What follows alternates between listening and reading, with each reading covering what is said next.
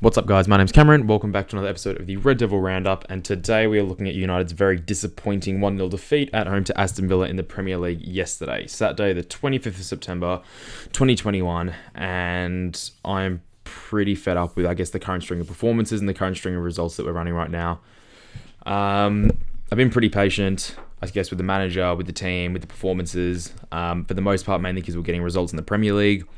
Even if it include, scraping that draw against Southampton, 1-0 against Wolves, 2-1 against West Ham. Close games, poor performances, but we did get results. So at the end of the day, I kind of kept my certain opinions to myself. But yesterday's performance, along with many others that we've had this season, was subpar and by far unacceptable, especially for a club with not only the squad depth, but the prestige of a club like Manchester United.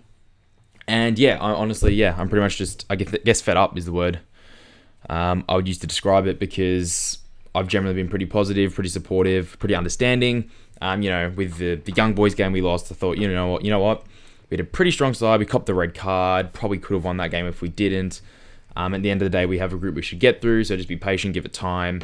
Got knocked out of the Carabao Cup during the week, and I thought, look, 11 changes to the starting 11. It's a lot. It's still a strong side, and we really probably still should have won that game, but there were promising signs from that lineup. So I thought, look, Carabao Cup, I want to win silverware this year, even if it is the Carabao Cup. We're out of that one. Just look forward to the other ones. Focus on the Champions League, focus on the Premier League, even focus on the FA Cup. And then losing yesterday's game against Aston Villa in the Premier League at home was pretty much the straw that broke the camel's back. That's where I can't make excuses, can't defend it, because at the end of the day, is that level of performance unacceptable? Yes, it is not acceptable.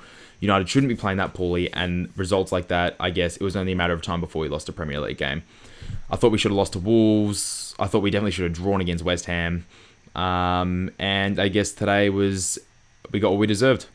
We didn't deserve to win the game. We didn't probably even deserve to draw the game.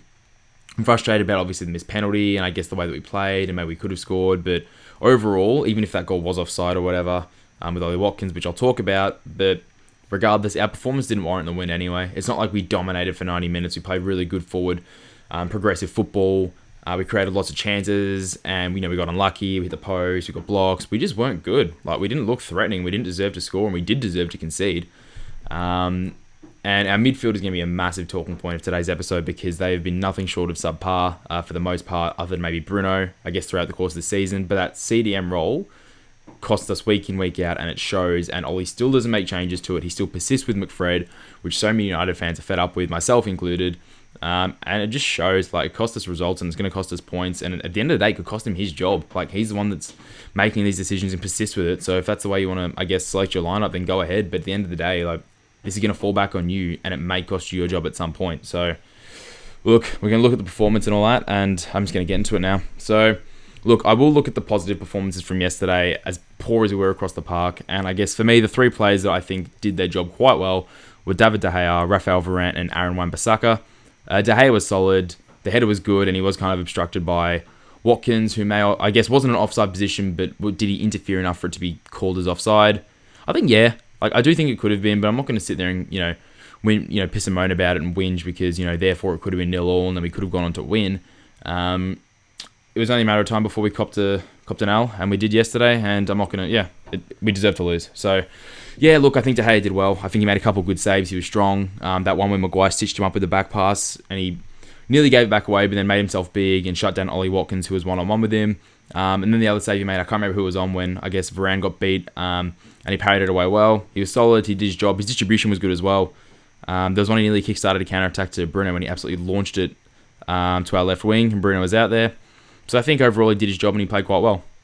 I think he's actually been our best player this season. He's definitely been our most consistent. We've conceded a fair few goals, but at the end of the day, we haven't conceded a goal yet that he could be held responsible for. All the goals we've conceded have been either poor defending or just a brilliant shot like that Ailing one, round one against Leeds. So look, nothing against De Gea for his performances. I think he played well yesterday, and he's played well all season. I think Varane was solid. He got beaten once, like I was discussing. But other than that, he was really solid. He was winning everything in the air. He was getting stuck into challenges. He was utilising his pace, shutting down options, and covering where need be at the back. And he got out to shut down his plays quickly as well. So I think he was pretty good. There was only one moment that was poor, but overall, good performance. And he's been very consistent since we signed him as well.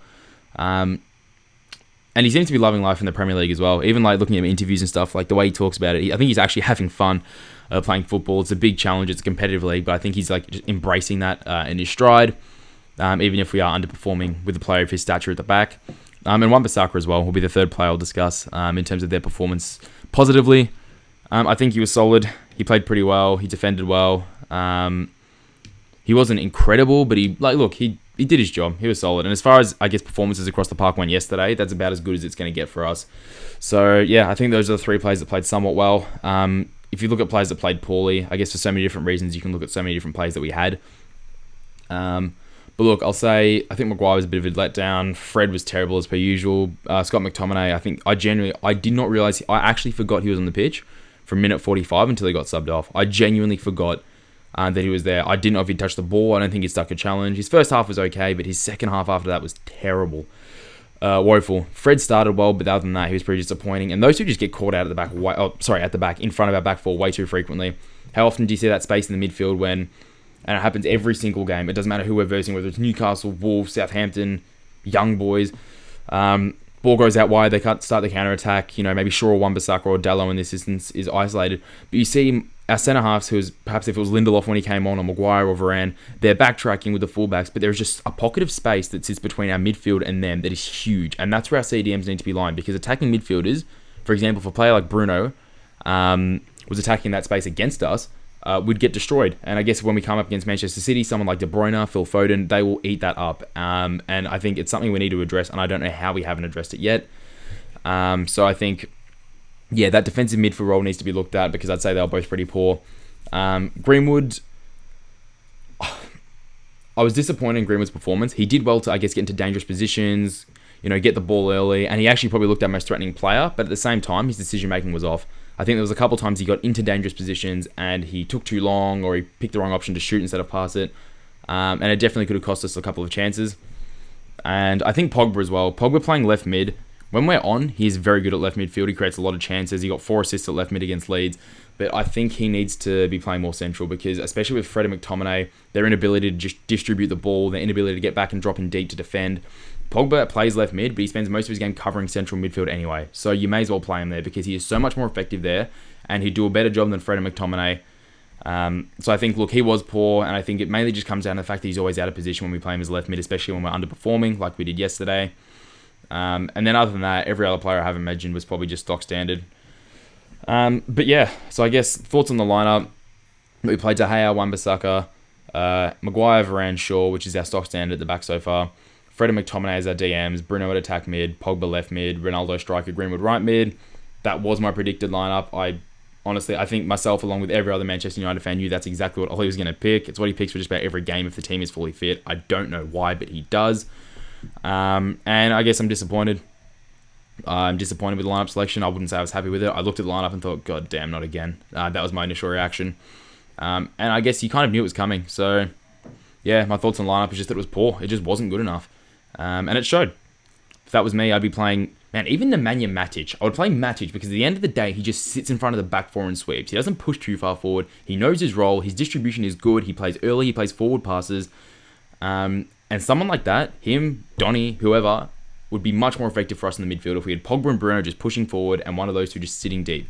Because, like I said in my last podcast, Donny wasn't incredible in our Carabao Cup game, but he outperformed what I've seen from Fred in every game that he's played this season. He did well. And that was with, I guess, our second string side as well. And at the end of the day, I looked at that performance and said, why not just give him minutes? Because it cannot get any worse than Fred. And it showed again yesterday, and we got punished. So, yeah, look, at the end of the day, poor lineup. And I think we don't create enough chances. We do not create enough chances. Was Ronaldo poor? Yes. But nowadays, Ronaldo, you don't look at him and he's not like a Marcus Rashford or a Mason Greenwood who's just making bombing runs in behind, trying to get that ball in pockets of space, beat 2 or 3 players, put into a dangerous area. He's our number 9. We bought him to score goals. He's going to be sitting in dangerous areas, and we need to create for him. That was always going to be the case. The same way we are with Cavani last season, and we will be with him this season. And we're just not creating enough chances for him. So at the end of the day, if we're not creating chances, generally speaking, Ronaldo's going to look poor. And you see him often, for us so far in the last couple of games especially, he's been dropping quite deep, trying to win the ball back. There was one time he ran past Luke Shaw against West Ham and stuck in a challenge. He ran past Luke Shaw, but then Luke Shaw stuck in the challenge. And even coming in deep to just pick up the ball in the midfield, generally not what we need from him. And I guess it's a telling sign that we're not doing enough to create chances because he's, I guess, taking it in his own hands to do it himself. So, again, that's something we need to work on. The team needs to improve. They need to create more chances. Play someone like Van de Beek. Play someone like Matic. I'm looking forward to Rashford being back just because all he does is make bombing runs in behind. So at least we can get that early ball over the top and look threatening through that because it doesn't look dangerous now. Jadon Sancho as well, sat on the bench. I mean, the 2 injuries through Luke Shaw and Maguire forced us to make 2 defensive substitutions earlier than expected. And I think he would have played otherwise, but he needs to be playing too. He's a creative player. He's a good winger. He's still taking time to find his feet, but at the end of the day, we're going to create a lot more chances, and we look a lot better when he's out there on the pitch like we did against Newcastle, as opposed to when he's not like yesterday. So I think Sancho needs to be getting minutes as well, especially because he is a creative player who can give us a lot going forward, and Pogba will do the same thing in the midfield anyway. I think Jadon Sancho, especially before Rashford comes back from his injury, needs to get as many minutes under his belt as possible. And hopefully I think he'll play in the Champions League this week against Villarreal. Bruno Fernandes penalty. Really disappointing. I thought Ronaldo was going to take it, and I assumed, given Bruno took the first free kick, Ollie said he's decided who's on penalties, so I'm guessing that means he decided Bruno based on what we saw yesterday. But at the same time, he's missed it, he skied it, Rosette as well. Wasn't a good penalty. And I'm not going to hold him accountable or blame Bruno, because at the end of the day, man, he would have taken 15 to 20 penalties for Manchester United, and the only one I've seen him miss was the one that was retaken against PSG, which he then scored. So yeah, at the end of the day, poor penalty, but he's got such a good track record. You're going to miss, your luck's out eventually. Very disappointing he missed the way that he did, but I think maybe Ronaldo will step on penalties now. When Ollie said he'd selected, I assume maybe it's a rotating roster. You know, they can take it in turns based on each time someone misses, the next one gets another go. But at the end of the day, I'd put Ronaldo on penalties and Bruno on free kicks if it was me. Really disappointing way to finish the game because we really should have had a point based on that. But again, result was the result and it was deserved. The goal we conceded, set piece, once again, we are so poor off set pieces, both attacking and defending, and it drives me up the wall. I cannot stress this enough. The short corners that we're taking, I don't understand why. Look, short corners, when done correctly, are really effective, and I understand that, and I guess you can catch out a sleeping back four, or I guess create more space for players to run into and attack the corner. But the 3 we had in the first half, I think one was offside, when Luke Shaw played it short, tried to get it back, but he hadn't even gotten onside yet, so he was offside for it. What a wasted opportunity. Another one didn't get past the first man, and another one got cut out before they even played the ball in. I don't understand why you haven't got Bruno or Shaw to sit on it and just whip it into the danger area. Just put it straight into the box, put it on the penalty spot, and just see if, we've got Scott McTominay, he's like 6'3", 6'4". Ronaldo 6'2", brilliant in the air. Varane 6'3", Harry Maguire 6'3". We've got such a tall team that is good in the air. I don't know why we're not just whipping balls into a dangerous area and getting one of them to get their head on it. And that free kick where Bruno whipped it in and Maguire won it at the back post and nearly scored. Probably the most dangerous he looked all game. And it was just because he put a ball into a dangerous area and had one of the big guys get on the end of it. So, look, for me, I don't understand why we're not doing that. It annoys me. And then, look, the corner we conceded off, it was a great header. But, I mean, it was Cavani's man he was marking, and he actually did pretty well to stick close to him. He just couldn't get his head on the ball. Ollie Watkins offside. Yeah, I actually think it is a fair call, given, I guess, Harvey Barnes last week. For Leicester, same thing twice. Obstructing the keeper in an offside position. Gave offside twice. Didn't even look at it for the goal we conceded yesterday. But no excuses. But yeah, I think that is disappointing off the set piece, given that he kind of did obstruct De Gea, then moved away just before the header was won, and then I guess they didn't look at it. So yeah, another disappointing, another set piece. We're so poor off set pieces, and I can't figure it out because we're one of the tallest teams in the league. And not only that, the players we have are actually renowned for being good in the air. Anyway, after that, is it time for Ollie to get the sack? A lot of people are talking about it at the moment. You see it on Twitter, you see it on United social media pages, hashtag Ollie out, Ollie out, Ollie out. I've never been pro sacking the manager, just in general. And I guess Ollie has given us stability, the same way Arsene Wenger, after the Invincibles, gave Arsenal stability, just top 4 every year, not really competing. But again, he was actually working with a pretty subpar side at the time as well, so he did quite well. But I guess Ollie gives us that stability, but as a United fan, myself and everyone else that I know, we want to see Manchester United winning titles, not just being stable, top 4. And especially with the amount of money we've invested in the team that we have, we really need to be competing for titles. And I don't think there's any excuses for that. So do I think he should get the sack? I think the writing is starting to come on the wall, and I think he's going to realise that and start feeling the pressure. Zidane's available, Conte's available. I'd probably rather Zidane over Conte, just because Conte is very defensive-minded. He's done quite well with Chelsea in the past. He did quite well with Inter. But I don't think he's the solution for us with the players that we have. And I guess after we'd hired Mourinho, it was a similar sort of thing where renowned for being defensive, but gets immediate results. We won a few pieces of silverware. So it showed. And then I guess the honeymoon period fizzled out. Got the sack. Ollie gave us that sort of stability. Gave us something to look forward to. We were playing attacking football for a while. I remember like the first half of the season when he was managing, when he took over. It was goals galore. I saw his first 2 home games in charge, and it was a 3-1 win against Huddersfield and then a 4-1 win against... It was Bournemouth. So, yeah, I think he gives us that stability, but United fans don't want, I guess, just stability. They want something more than that. And if it was me, I'd hire Zinedine Zidane while he's unemployed, and everyone else seems to be settled, so there's no rumours about him going elsewhere before someone else picks him up. Because all it would take is, I guess, Real Madrid to struggle. I mean, so far they've started well under Ancelotti, but I'll tell you what, if they're a few points off the title come, January, February, March next year, then they could come back for him again for all we know. He's done it before. Or anyone else for that matter. Clubs in the Premier League, clubs in Italy, or even if, PSG keep underperforming, Pochettino gets a sack, who do you think they're going to look at? So I think United should snap him up when possible. Yeah, at the end of the day, I'm pretty fed up with watching us play poorly week in, week out. I've supported the manager for long enough, but it's just not good enough. It's unacceptable. And the performances are poor, which is at the end of the day is the main reason I would like to see change. Because if we're playing really well and you can see there's something there and we're just missing that last piece of refining before we turn into a world-class team that is going to start dominating matches, 4-0, 3-0, 5-0, the same way Liverpool and Chelsea have been doing, even Man City, when they're on their game, then I'd give him more time, but he's had long enough, and every game other than Leeds this season has been poor. Even that 4-1 win against Newcastle was pretty subpar to watch. I think the score was flattering, and I think the individual class we had on the pitch showed in the end, which is why we managed to beat them 4-1. But the only performance when we actually dominated from start to finish, played really well, progressive football, was exciting for fans, was that first home game in the Premier League against Leeds when we won 5-1. So, yeah, if there's change, then I guess I wouldn't be opposed to it. But I guess that's my opinion on the matter. So, look, coming up, we've got a Champions League fixture this week against Villarreal. I guess our newfound kryptonite after the Europa League final last year. I'm no game now, I guess, for United. Am I looking at and thinking, yeah, easy win? A comfortable win. I think every game's going to be competitive. I think teams know that we're underperforming right now, and they all know how to beat us. Teams that play forward against us, like Leeds, hence we dominated that game. Teams that don't give us the ball and allow us to play on the counter-attack, we will generally destroy. Especially when Rashford comes back. Our ability to counter-attack and dominate teams like that is unparalleled.